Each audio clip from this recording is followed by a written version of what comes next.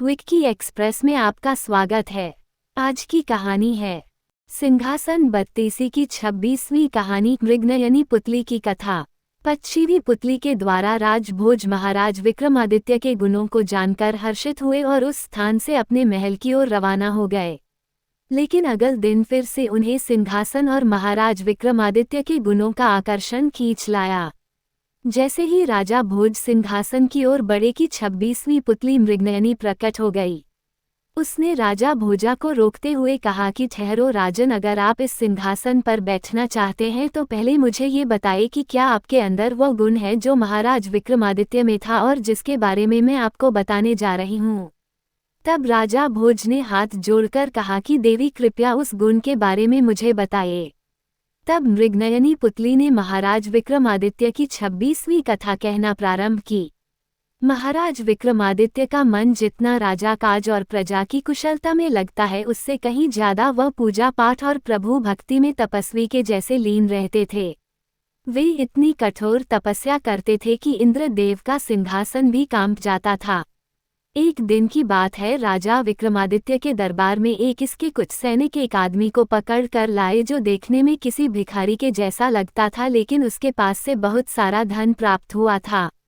किसी भिखारी जैसे व्यक्ति के पास इतना धन कैसे आया, ये सोचकर ही उसे सैनिकों से जंगल से संदिग्ध अवस्था में गिरफ्तार किया था।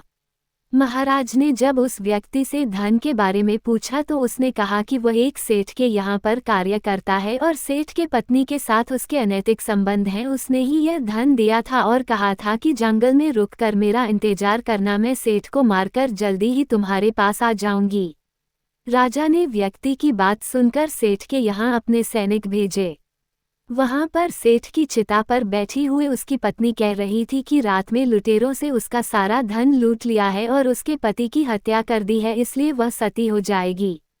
सैनिकों ने पूरा वृतांत महाराज विक्रमादित्य को सुना दिया। तब महाराज स्वयं उस व्यक्ति के साथ सेठ के घर पहुंचे। वहां सेठानी से कहा कि हमें तुम्हारी सच्चाई का पता चल गया है, तुम्हारा चरित्र अच्छा नहीं है, अब तुमको राजा द्वारा दिया जाने वाला दंड भोगना पड़ेगा। ये सुनकर सेठानी डर गई और राजा से कहा कि आप क्या मेरा चरित्र देख रहे हैं, पहले अपनी छोटी रानी का चरित्र तो देख लो। इतना कहकर वह सेठी की चिता में कूद गई और जलकर राख हो गई। इस घटना के बाद से महाराज का मन विचलित रहने लगा और वह गुप्त तरीके से छोटी रानी पर नजर रखने लगा।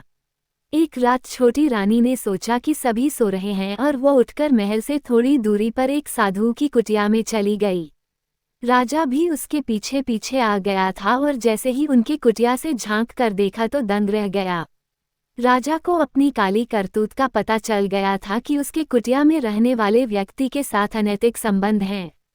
गुस्से में उसने रानी और व्यक्ति को मार दिया और स्वयं ने सारे राज्य का भार सैनिकों के ऊपर डालकर सन्यासियों के जैसे जीवन अपना लिए। सबसे पहले वे एक समुद्र के तट पर गए और समुद्र देव की तपस्या प्रारंभ कर दी। समुद्र देव से उनसे वरदान मांगने को कहा। तब राजा ने कहा कि वे समुद्र के तट पर कुटिया बनाकर तपस्या करना चाहते हैं, कृपया आशीर्वाद प्रदान करें। समुद्र देव ने उन्हें आशीर्वाद के साथ ही एक शंख दिया और कहा कि किसी भी दैवीय मुसीबत आने पर यह शंख बजा दे, इससे मुसीबत दूर हो जाएगी। इतना कहकर समुद्र देवता गायब हो गए। इसके बाद राजा विक्रमादित्य एक कुटिया बनाकर कठोर तपस्या करने लगे। उनकी तपस्या के प्रभाव से स्वर्ग में इंद्रदेव का सिंहासन कंपायमान होने लगा। इंद्र ने घबराकर अपने सेवकों को भेजकर कहा कि जहां पर विक्रमादित्य तपस्या कर रहा है उस स्थान को पानी में डुबा दो। सेवकों ने ऐसा ही किया और विक्रमादित्य कुटिया सहित पानी में डूब गए, लेकिन समुद्र देवता के आशीर्वाद से वह पानी कुछ ही देर में सूख गया। ये देखकर इंद्र चकित रह गया और फिर उसने सैनिकों को भेजकर वहां पर आंधी तूफान के जरिए विक्रमादित्य की तपस्या भंग करने का आदेश दिया। सेवकों ने ऐसा ही किया, लेकिन इस बार महाराज विक्रमादित्य से समुद्र देवता के द्वारा दिए गए शंख को बजाकर उस आपदा को भी दूर कर दिया और अपनी तपस्या में मग्न हो गए। इंद्र एक बार फिर से चकित रह गया और इस बार स्वर्ग की सबसे सुंदर अप्सरा तिलोत्तमा को तपस्या भंग करने के उद्देश्य से भेजा। तिलोत्तमा विक्रमादित्य की साधना में नृत्य, रूप और वादन के जरिए विघ्न डालने की चेष्टा करने लगी। लेकिन फिर भी विक्रमादित्य की तपस्या पर्वत के जैसे अचल रही। थककर तिलोत्तमा वापस स्वर्ग आ गई। इंद्र ने फिर से एक और युक्ति सोची। उसे पता था कि विक्रमादित्य बहुत बड़ा दानी है और अगर उससे कोई ब्राह्मण जो भी मांगता है वो उसे दे देता है। इस बार इंद्र एक ब्राह्मण रूप बनाकर विक्रमादित्य के पास पहुंचा।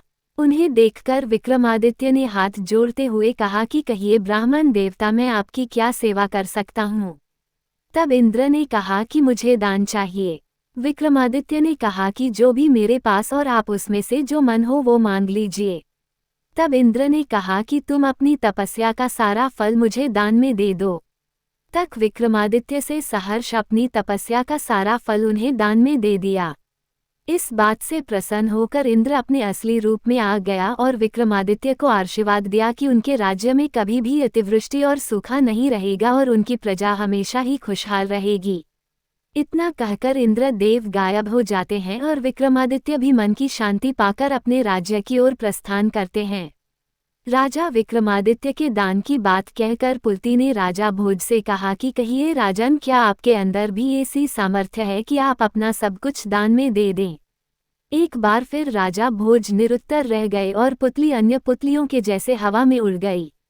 कहानी से सीख, किसी भी परिस्थिति में हमें डरना नहीं चाहिए बल्कि उस परिस्थिति का साहस और धैर्य के साथ सामना करना चाहिए। सुनने के लिए धन्यवाद। मेरा चैनल सब्सक्राइब करें, लाइक और शेयर भी करें। धन्यवाद।